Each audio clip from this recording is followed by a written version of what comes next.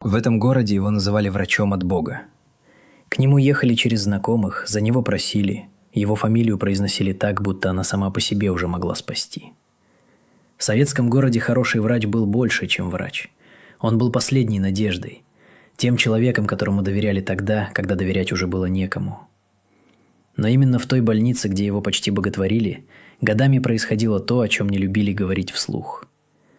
Люди ложились в его отделение с надеждой выйти на своих ногах, а некоторые исчезали из этой истории так тихо, так удобно и так окончательно, будто их смерть была не трагедией, а частью чужого, давно отработанного порядка. И самое страшное здесь даже не то, что происходило за дверями операционной. Самое страшное, почему слишком долго никто не решался назвать это по имени. Досмотрите эту историю до конца, потому что дальше станет ясно. Ужас прятался не где-то на обочине советской жизни, а там, где люди чувствовали себя в безопасности. А теперь давайте разберем, с чего вообще начинается такая история. Ни с крика, ни с крови, ни с громкого разоблачения. Все начинается гораздо тише. С доверия. С почти священного уважения к человеку в белом халате. С той самой слепой уверенности, которая в советской системе нередко была сильнее любых сомнений. Таких людей обычно не проверяют. Им верят заранее. Им прощают тяжелый характер, холодный взгляд, резкость, молчание. Все это считается почти нормой, если за человеком стоит репутация сильного специалиста. Более того, именно такие черты часто и принимают за настоящий профессионализм. Если врач жесткий, значит опытный. Если немногословный, значит знает цену словам. Если неприятный, значит не играет в доброту, а занимается делом. Люди вообще очень любят путать холодность с компетентностью.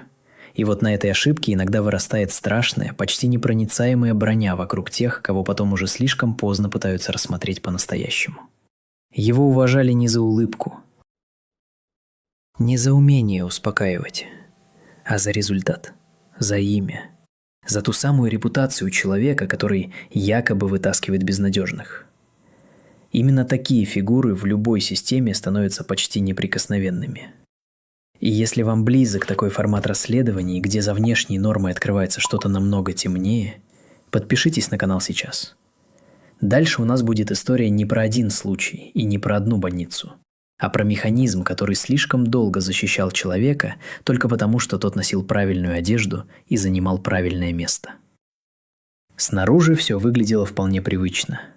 Очереди, больничные коридоры, тревога родственников, усталые медсестры.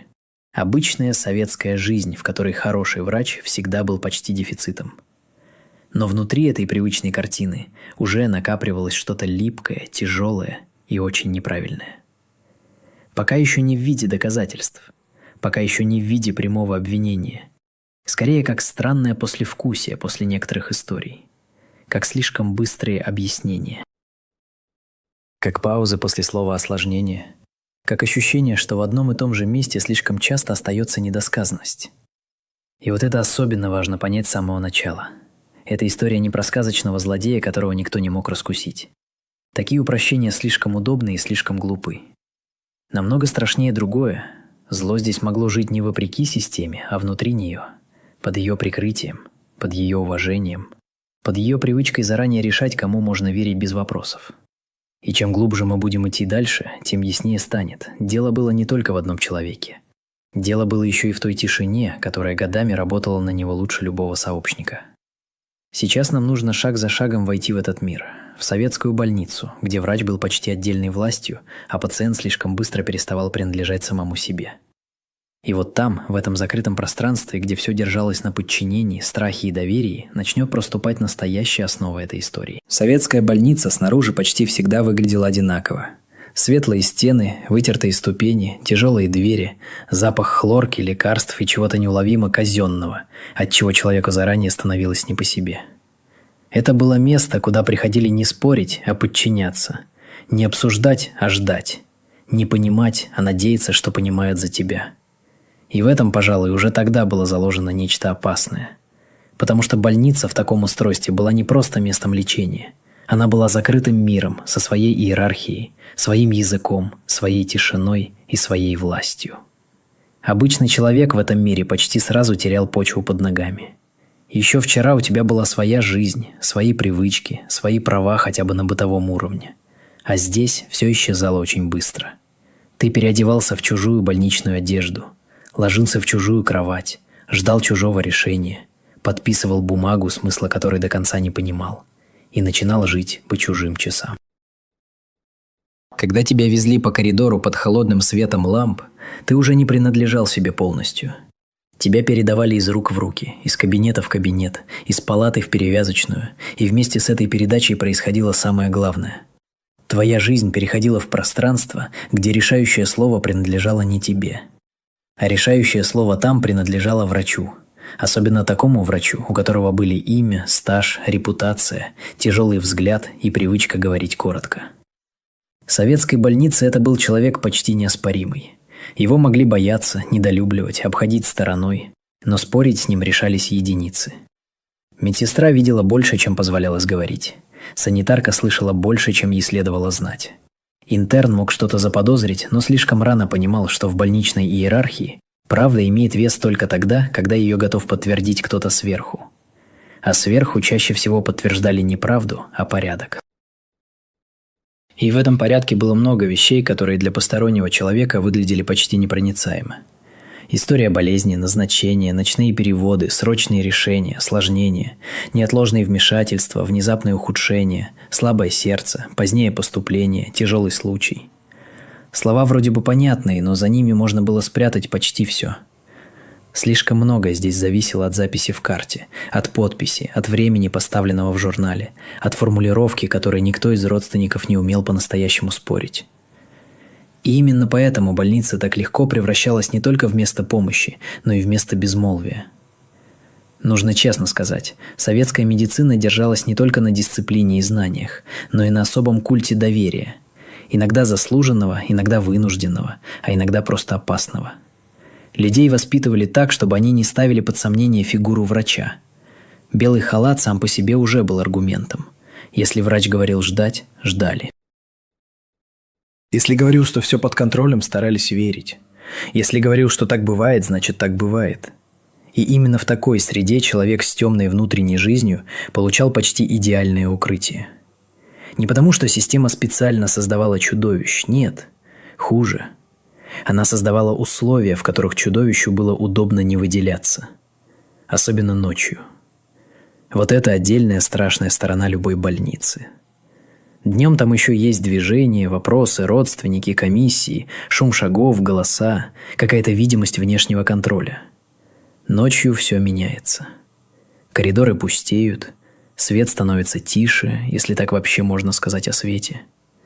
Дежурный персонал устает, люди в палатах засыпают или делают вид, что спят. И именно в эти часы больница перестает быть публичным учреждением и становится почти закрытым организмом, где несколько человек знают о происходящем все, а остальные вообще ничего. Если днем больница еще напоминает учреждение, то ночью она иногда начинает напоминать территорию, на которой нельзя проверить, где заканчивается лечение и начинается что-то совсем другое. И вот на такой территории особенно хорошо чувствует себя тот, кому привыкли верить заранее. Тот, чьи резкие распоряжения никто не обсуждает. Тот, чье раздражение принимают за профессиональную усталость. Тот, кому проще простить странность, чем поставить под сомнение его авторитет. И здесь надо зафиксировать одну неприятную мысль, без которой дальше эту историю понимать бессмысленно. В больнице зло не обязано выглядеть как зло. Оно может выглядеть как опыт, как строгость, как требовательность, как холодная сосредоточенность, как врачебная привычка не объяснять лишнего. И пока окружающие соглашаются считать это нормой, граница между властью и безнаказанностью начинает стираться почти незаметно. Поэтому, когда позже в этом отделении начнут всплывать странные смерти, недосказанности, исчезающие записи и слишком нервное молчание людей, которые видели больше других, нужно помнить. Почва для этого была готова давно. Не в каком-то мистическом смысле, а в самом бытовом, самом страшном. Слишком закрытый мир. Слишком много доверия, слишком мало права задавать вопросы. И один человек в центре этой системы, к которому давно привыкли относиться не как к обычному врачу, а как к фигуре, стоящей выше сомнений. А когда человек оказывается выше сомнений, дальше почти всегда начинается беда. И в следующей части мы как раз подойдем к самому удобному, самому опасному слою этой истории, к тому фасаду уважения, за которым город годами отказывался видеть хоть что-то тревожное. Снаружи он выглядел именно так, как и должен был выглядеть человек, которому город доверил слишком многое. Без дешевой харизмы, без нарочитой мягкости, без попытки нравиться. И в этом, наверное, была часть его силы. Такие люди всегда производят особенно тяжелые впечатления. Они не заискивают, не улыбаются лишний раз, не успокаивают теплыми словами. Но именно поэтому кажутся настоящими. Людям вообще свойственно принимать холодность за профессионализм, а уверенность за доказательство правоты. Особенно там, где страшно. Особенно там, где на кону здоровье, жизнь и собственное бессилие. Его фамилию знали не только в больнице. Ее знали в очередях, в регистратуре, в тесных кухнях коммунальных квартир, где обсуждали, к кому можно попасть, если совсем плохо. Про него говорили с той смесью страха и уважения, которая в советской действительности означала почти высшую степень признания. Да, тяжелый человек. Да, может накричать. Да, разговаривает так, будто у него нет ни минуты времени на чужие эмоции. Но зато делает. Зато берет самые сложные случаи. Зато у него рука твердая. Зато после него люди встают на ноги. Такие фразы годами лепят вокруг человека броню крепче любой должности. Именно так и рождается публичный фасад, за которым потом можно спрятать почти все. Не потому, что кто-то специально его строит с расчетом и преступления. Нет.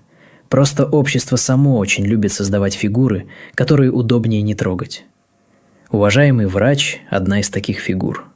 Он нужен всем как символ. Символ порядка, компетентности, надежды.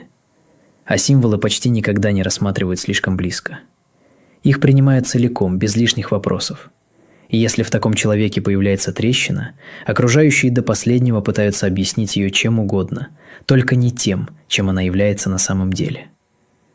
У него наверняка были благодарности. Наверняка были пациенты, которые потом годами вспоминали его как человека, спасшего им жизнь. Были, скорее всего, грамоты, фотографии на стендах, уважение начальства, особое положение внутри отделения. Такие люди почти всегда обрастают официальными знаками правильности. Их имя звучит спокойно на собраниях, их ставят в пример молодым, их резкость называют требовательностью, их замкнутость – сосредоточенностью, их грубость – издержками большого мастерства. И чем дольше вокруг человека копится этот слой уважения, тем труднее потом признать простую вещь. Иногда заслуги не отменяют чудовищного, иногда они его только прикрывают. Но особенно страшно другое. Для города он был не просто врачом, он был частью морального устройства мира. Одним из тех людей, на которых удобно опираться внутренне. Когда вокруг все шатко, когда в системе дефицит, очереди, усталость, неустроенность, хочется верить, что хотя бы в операционной существует твердая рука и ясный порядок. Что хотя бы там есть человек, который знает, что делает. И вот именно эту внутреннюю потребность людей он, сам того не показывая или, возможно, очень хорошо понимая, превращал в щит вокруг себя. Такие фигуры почти никогда не разоблачаются быстро. И не потому, что они обязательно хитрее всех остальных, а потому что общество долго работает на их защиту, без всякого приказа сверху. Родственники боятся показаться неблагодарными. Коллеги не хотят идти против человека с именем. Начальство не хочет поднимать шум вокруг того, кто составляет лицо отделения.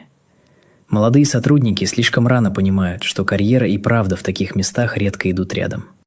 И постепенно вокруг одного уважаемого человека вырастает не просто репутация, а целая зона неприкосновенности. Если вдуматься, это одна из самых неприятных черт любой закрытой системы. Там не нужно даже сознательное соучастие большинства. Достаточно, чтобы каждый чуть-чуть отступил в сторону. Один промолчал, другой не уточнил, третий решил, что ему показалось, четвертый сказал себе, что опытному врачу виднее. И вот из этих маленьких уступок, из этого бытового малодушия, которое всегда маскируется под здравый смысл, и складывается защитная оболочка вокруг человека, которого потом все будут называть неожиданным чудовищем. Хотя неожиданным он был не для всех. Просто слишком долго было выгоднее считать иначе. И здесь важно не поддаться самой удобной иллюзии. Не нужно думать, что за фасадом всегда обязательно скрывается монстр. Нет. В том-то и ужас подобных историй, что фасад сначала выглядит вполне убедительно. Иначе он бы не держался, иначе ему бы не верили, иначе больница давно бы заговорила. Значит, он действительно умел производить впечатление человека надежного. Умел двигаться в этой системе так, чтобы его жесткость считались силой, его молчание – глубиной, его странности – профессиональной ценой большого таланта. А это уже намного страшнее дешевого экранного злодейства, потому что такой человек опасен именно своей нормальностью на поверхности. Если вам знаком этот типаж – жесткий, уважаемый, неудобный, но якобы незаменимый – вы уже понимаете, почему такие истории всегда начинаются не с прямого ужаса, а с доверия. И если досмотреть эту историю до конца, станет видно, как именно доверие превращается в слепоту. Не сразу, не одним днем, а шаг за шагом, смерть за смертью, несостыковка за несостыковкой. Потому что подлинный распад всегда начинается не там, где все очевидно. Он начинается там, где слишком долго не хотят замечать очевидное. И вот теперь, когда этот фасад выстроен, когда город уже сделал свой выбор и заранее решил, кому здесь можно верить без оглядки, самое время подойти к тому, что обычно и разрушает любую тщательно собранную легенду.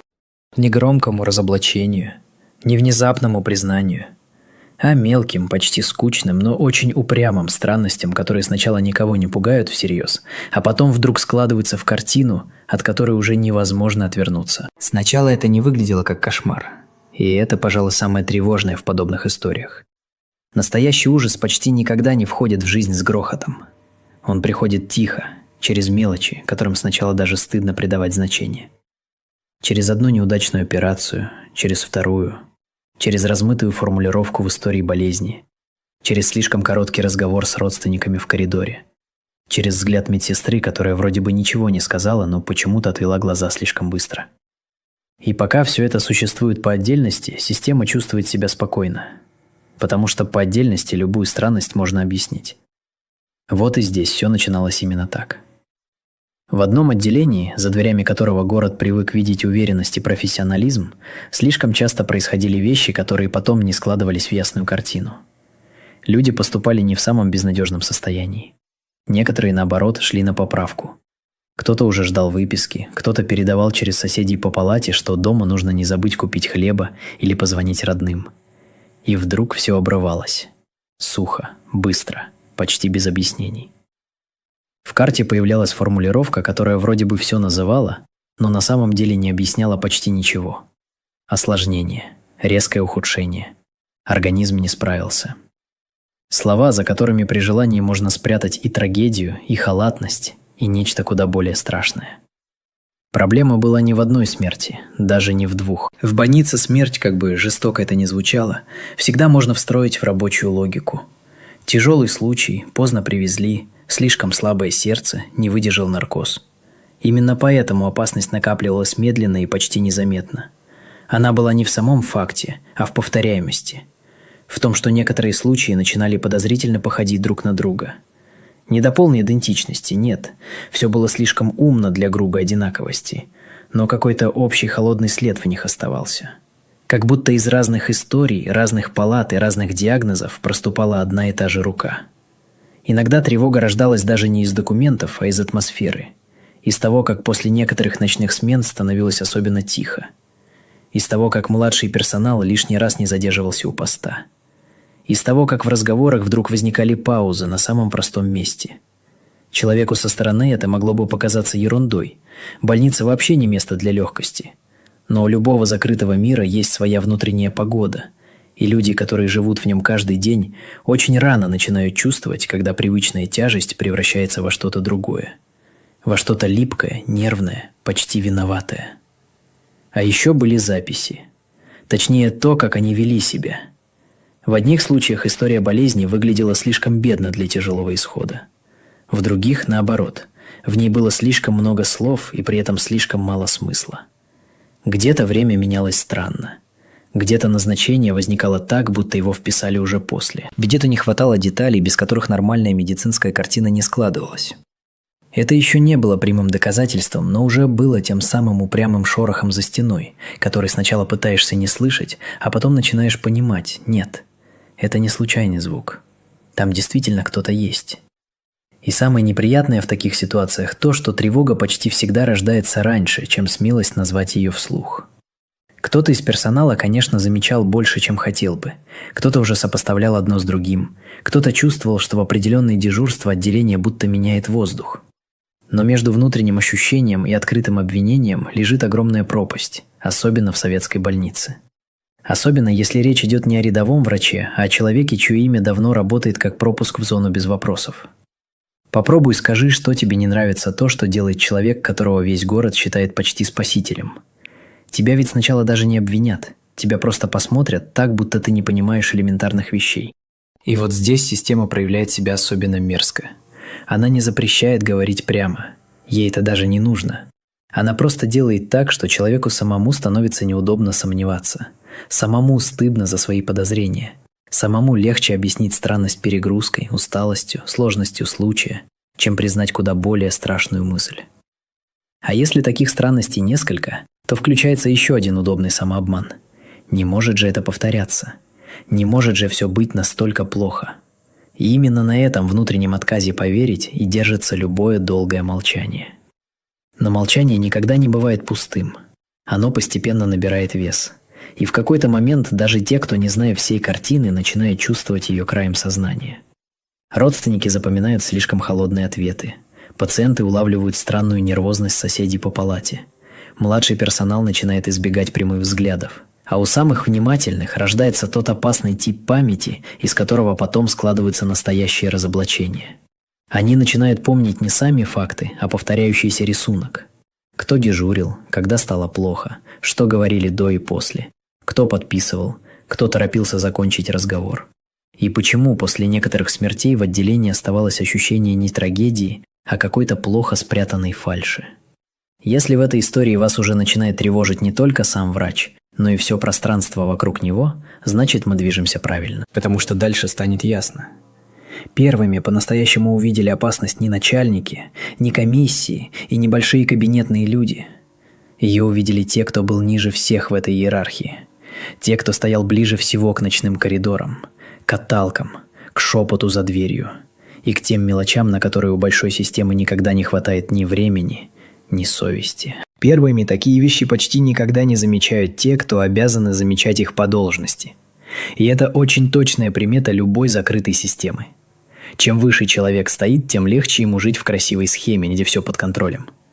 А вот те, кто ниже, кто меняет простыни, таскает утки, подает инструменты, стоит у поста и видит лица людей в 3 часа ночи, чувствуют беду раньше. Не потому, что умнее, а потому, что слишком близко к правде. Скорее всего, первой насторожилась не звезда медицины и не важный проверяющий, а кто-то почти незаметный. Операционная медсестра, которая слишком хорошо помнит руки, паузы и интонации. Санитарка ночной смены, понимающая по шагам в коридоре, когда отделение живет обычной больничной жизнью, а когда в нем появляется что-то чужое. Или молодой интерн, у которого еще не выработалась та профессиональная глухота, которую старшие любят называть опытом. И вот это важно.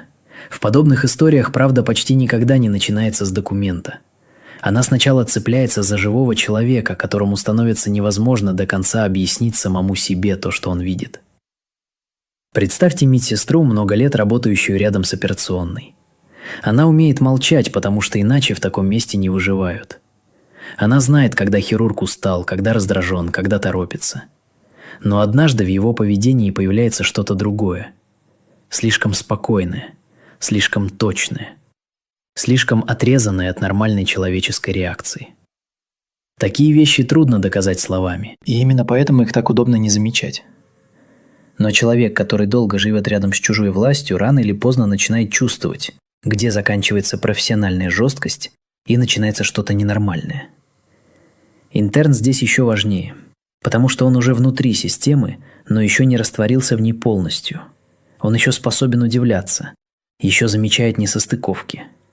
Почему пациенту резко меняют назначение именно ночью? Почему после несложного вмешательства все вдруг идет слишком быстро и слишком безнадежно? Почему в карте одна формулировка, а в разговоре другая? Почему после некоторых случаев все делают вид, будто ничего необычного не произошло, но молчание в отделении становится слишком плотным? И именно поэтому интерн опасен.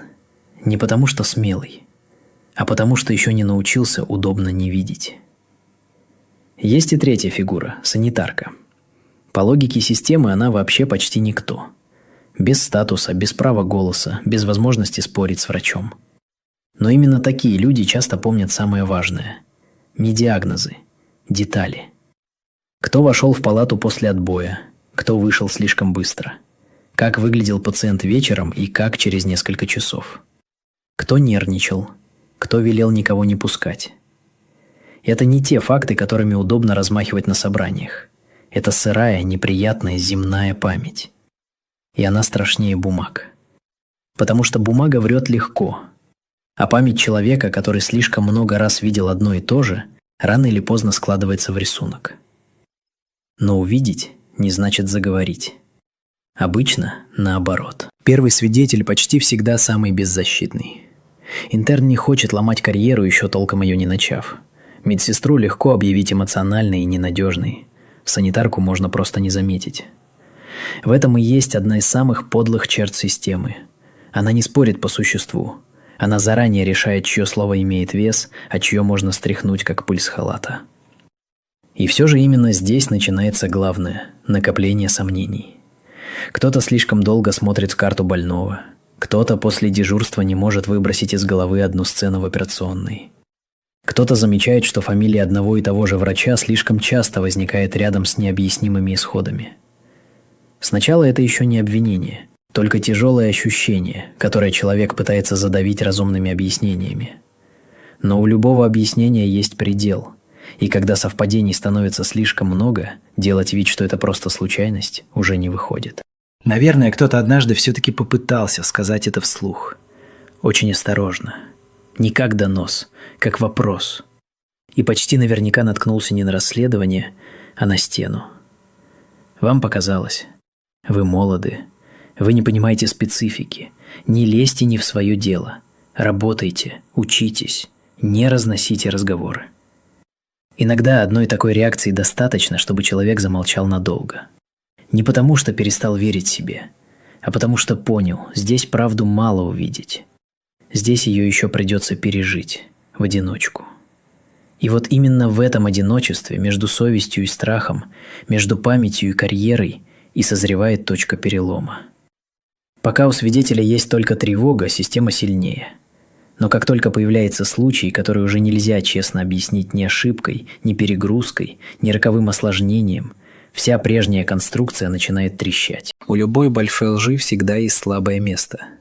Не потому что ложь глупа, а потому что она всегда опирается на привычный порядок вещей. На то, что люди и дальше будут молчать, путаться, отворачиваться и принимать готовые объяснения. Но рано или поздно происходит эпизод, который ломает эту механику. Одна ночь, один пациент. Один случай, после которого прежние слова начинают звучать слишком пусто, слишком удобно, слишком фальшиво. Именно так обычно и начинается перелом. Не под светом комиссии, не в присутствии людей с блокнотами и печатями, а в замкнутом больничном пространстве, где пахнет лекарствами, влажной марлей и усталостью. И где кто-то впервые понимает – нет, это уже нельзя честно назвать осложнением. Нельзя в очередной раз спрятаться за формулировкой, за врачебной скороговоркой, за привычной грубостью человека, которому никто не смеет перечить. Представьте пациента, который не выглядел обреченным, не смертник, не тот, с кем все заранее попрощались. Тяжелый, да, но не безнадежный. Такой, про которого в палате говорят осторожно, но уже с надеждой. Родственникам отвечают сдержанно, но без того внутреннего прощального тона, который появляется, когда исход почти решен. Он пережил главное, выдержал. И именно поэтому смерть в таких случаях выглядит особенно чужой. Не трагической, чужой. Как будто ее насильно впихнули туда, где ей не было места, именно в эту ночь. Что-то произошло после отбоя. И время здесь важно. В больнице ночь вообще дышит подозрительно, но в таких историях она почти всегда становится соучастником. Кто-то вошел в палату, кто-то изменил назначение, кто-то распорядился никого не пускать. А потом резкое ухудшение, слишком быстрое, слишком удобное для тех, кому нужно закрыть вопрос. И самое важное, вокруг этого случая почти сразу возникает не просто тревога, а то тяжелое чувство, когда даже молчаливые люди понимают – им сейчас предлагают поверить в версию, которая плохо держится на собственных ногах. Может быть, именно в эту ночь интерн увидел то, чего не должен был видеть. Не красивую сцену разоблачения, не признание, а деталь, которая страшна именно своей будничностью. Ампулу, которой здесь не должно было быть. Инъекцию без объяснения. Странное спокойствие врача в тот момент, когда ситуация уже требовала обычной человеческой реакции. Или несоответствие между тем, что происходило у постели больного, и тем, что потом легло на бумагу. В таких историях все ломается не из-за одного большого факта. Все ломается из-за мелочи, которую уже невозможно вытравить из памяти. А может быть, решающим свидетелем стал кто-то из младшего персонала. Санитарка, которая еще вечером видела, что пациент говорил, пусть слабо, но говорил. А через несколько часов вокруг его кровати уже стояла та глухая, нервная суета, которая бывает не после внезапной беды, а после чего-то более темного. После события, которое все хотят как можно быстрее спрятать в правильные слова. Или медсестра, слишком хорошо знавшая обычный порядок действий и потому сразу почувствовавшая. Здесь порядок был нарушен не в панике, а как будто намеренно. И вот это ощущение намеренности самое страшное. Ошибка пугает по-своему, но в ней есть хаос. А здесь хаоса уже не было. Здесь чувствовалась рука. После таких случаев начинается самое характерное – не поиск истины, а срочное наведение словесного порядка. Объяснение появляется слишком быстро, формулировки звучат слишком гладко, тон становится слишком жестким, будто окружающих нужно не убедить, а сразу поставить на место. И это, кстати, очень точный признак. Когда все действительно ясно, никто так нервно не охраняет версию событий. А когда кто-то слишком активно объясняет, почему здесь нечего обсуждать, значит обсуждать как раз есть что. И вот здесь свидетели впервые становятся носителями не просто тревоги, а опасного знания. Еще не полного, еще не оформленного. Но такого, после которого жить по-старому уже нельзя. Потому что раньше можно было успокаивать себя. Да, странно, да, тяжело, да, неприятно. Но, возможно, это просто сложный случай. После такой ночи эта защита ломается. Человек начинает не подозревать, а помнить. Не просто бояться, а сопоставлять. Именно в такие моменты рушится главное удобство любой закрытой системы – возможность прятаться за неопределенностью. Пока все размыто, власть сильнее. Пока никто не уверен, все молчат поодиночке. Но как только появляется одна ночь, одно дежурство, один пациент и одна слишком фальшивая версия, прежнее молчание начинает трещать изнутри. И дальше вопрос уже не только в том, кто это сделал. Дальше вопрос в другом. Кто видел достаточно, чтобы остановить это раньше, и все равно промолчал. Вот там и начинается самая неприятная часть этой истории. Не про тайное зло, а про вполне открытое человеческое малодушие, которое годами помогает злу жить спокойно. После такого случая система делает то, что умеет лучше всего. Защищает себя. Ни человека, ни правду, ни больных, а свой порядок, свою репутацию, свою картину мира, где уважаемый врач не может быть источником ужаса. Потому что если это признать, трещать начнет слишком многое сразу. И здесь начинается самая неприятная часть истории. Не тайна одного человека, а простой вопрос. Почему его не остановили раньше? Ответ почти никогда не бывает красивым. Здесь не нужен один заговор и один тайный центр. В жизни все подлее и проще. Один боялся скандала, другой не хотел терять незаменимого специалиста, третий берег должность, четвертый не хотел выносить ссор из избы, пятый слишком долго убеждал себя, что перед ним просто тяжелая работа с тяжелыми больными. Так и складывается то, что потом называют системным молчанием. Хотя это не молчание, это коллективное отступление от правды. Главврач в такой истории почти так же важен, как и сам врач. Потому что именно на его уровне тревога впервые сталкивается с интересом учреждения. Если до него доходят жалобы, намеки, странные совпадения, у него есть выбор. Либо признать, что в отделении происходит нечто, требующее жесткого разбора, либо сделать то, что советская бюрократическая культура умела особенно хорошо. Замять, объяснить, успокоить, а если не получится, объявить все слухами, нарушением дисциплины и вредной самодеятельностью. Для начальства скандал внутри больницы почти всегда страшнее его причины. Потому что причину еще можно спрятать, а скандал уже нет. Но дело было не только в трусости. Была еще идеология. В Советском Союзе врач – это не просто специалист. Это часть официального образа государства, который лечит и спасает. Признать, что за белым халатом может скрываться не ошибка, а намеренное зло, значило ударить не только по одному отделению. Это значило ударить по всей красивой схеме, где система в целом права, а любые сбои случайны и объяснимы. Поэтому страшную правду сначала уменьшали, потом размывали, потом растворяли в формулировках. И это работало. Потому что в больнице всегда можно найти оправдательный язык. Тяжелое состояние, ослабленный организм, индивидуальная реакция, внезапное осложнение. Каждая из этих фраз сама по себе может быть правдой. Но когда ими начинают защищать не медицину, а конкретного человека от повторяющихся вопросов, они становятся оружием. Коллеги тоже не спешили ломать эту стену. Рядом с сильным авторитетом всегда живут страх и уважение. Медицинская среда вообще склонна прикрывать своих до последнего, особенно если речь идет о человеке с именем и положением. Сомнение очень быстро объявляется не моральным вопросом, а нарушением лояльности. Не выноси наружу, не позорь отделение, не подрывай доверие к врачам. И так нравственный вопрос превращается в вопрос корпоративной дисциплины. А это уже почти идеальная почва для безнаказанности. Но сильнее всего давил страх снизу. Интерн понимает, что одно неверное слово может закончить карьеру, не дав ей начаться. Медсестра знает, что ее сомнения легко объявят истерикой. Санитарка живет в мире, где ее память никого не интересует, пока она молчит. Системе не нужно уничтожать свидетеля. Ей достаточно дать ему почувствовать, насколько он мал. И, пожалуй, самое неприятное – многим было просто удобнее не знать. Пока это слух, странность, несостыковка, можно не делать выбор. Но как только ты признаешь, что рядом годами работает не просто жесткий врач, а, возможно, источник намеренного зла, дальше придется действовать. А с действием у людей почти всегда хуже, чем с разговорами о морали. Поэтому его не остановили раньше не потому, что никто ничего не видел. Видели. Не все, не сразу, не целиком, но видели.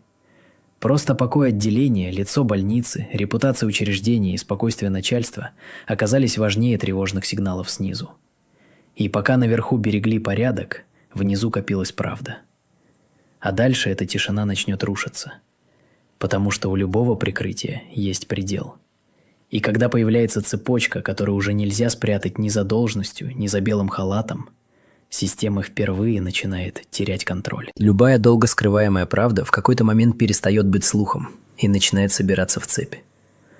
Сначала это еще не разоблачение, просто тяжелое ощущение, когда отдельные случаи вдруг тянутся друг к другу, как звенья одной холодной конструкции.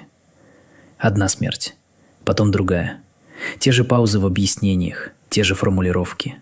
То же раздражение, когда кто-то задает лишний вопрос. И то же чувство, что вокруг одного человека факты почему-то все время становятся мутнее, чем должны быть. И однажды даже самые осторожные понимают, здесь уже не спрячешься за словами о сложных случаях и профессиональной жесткости. Разоблачение в таких историях почти никогда не начинается красиво. Никто не врывается в кабинет с криком правды. Сначала кто-то просто возвращается к старым бумагам, поднимает истории болезней, которые слишком удобно закрыли, замечает повторение там, где раньше видел только хаос. И тогда всплывает самое неприятное. Многое из того, что казалось отдельными несчастьями, складывается в закономерность. Определенные смены, определенные пациенты, определенные ночи. Определенные действия, после которых в документах почему-то становилось больше тумана, чем ясности. И чем внимательнее смотришь, тем труднее защищать прежнюю версию. И в этот момент рушится уже не только репутация одного врача.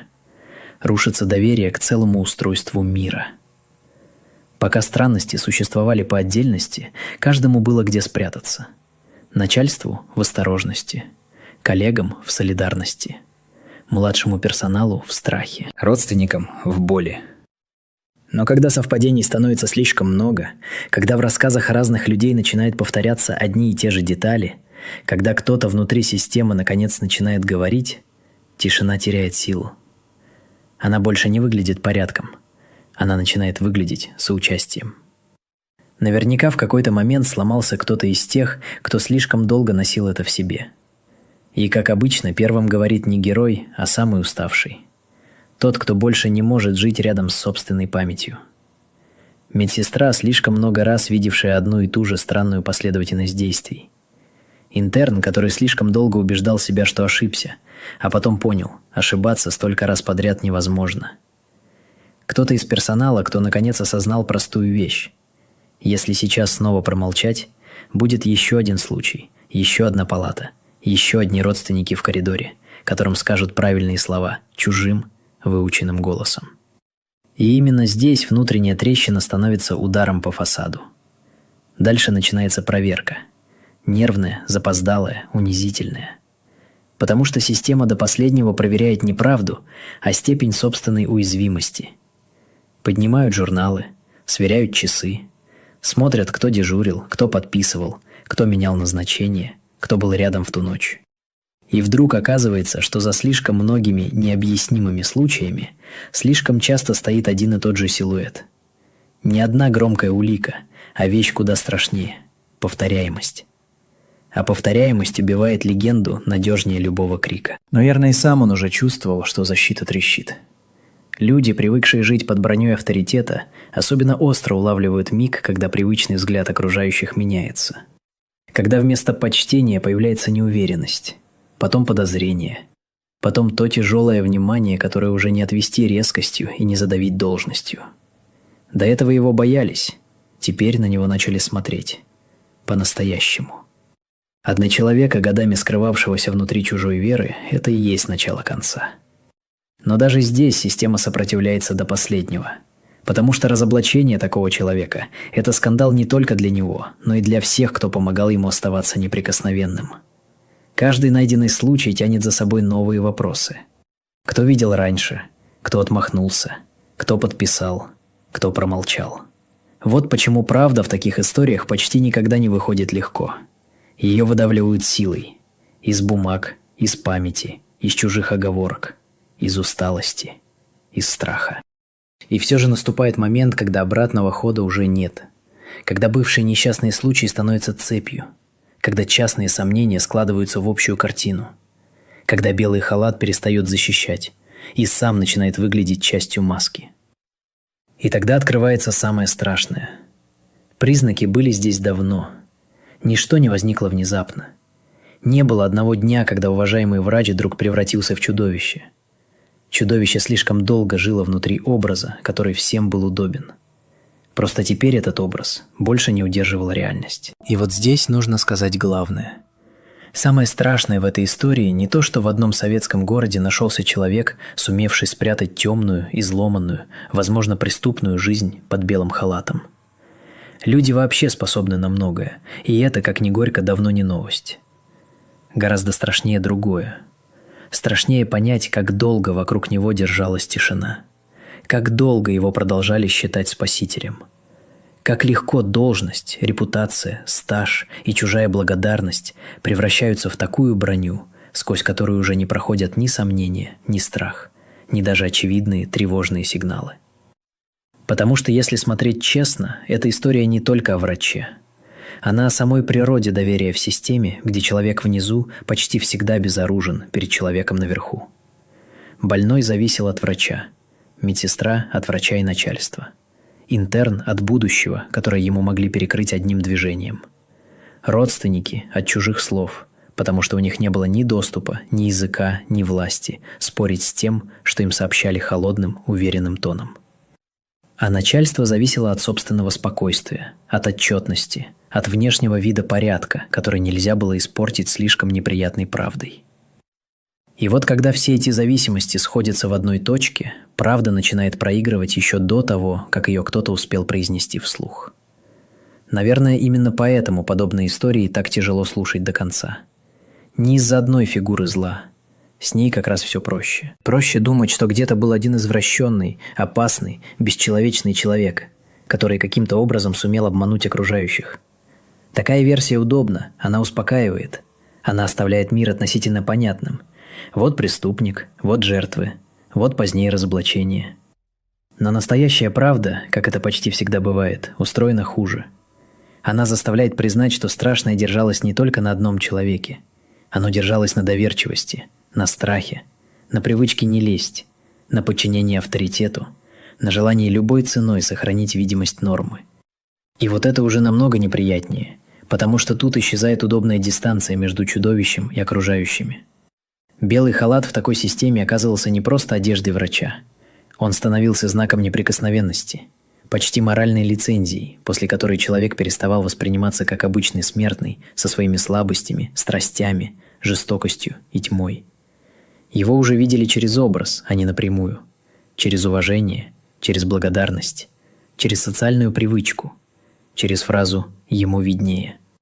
И как только общество начинает жить этой фразой слишком долго, оно само выстраивает пространство, в котором зло может чувствовать себя удивительно спокойно.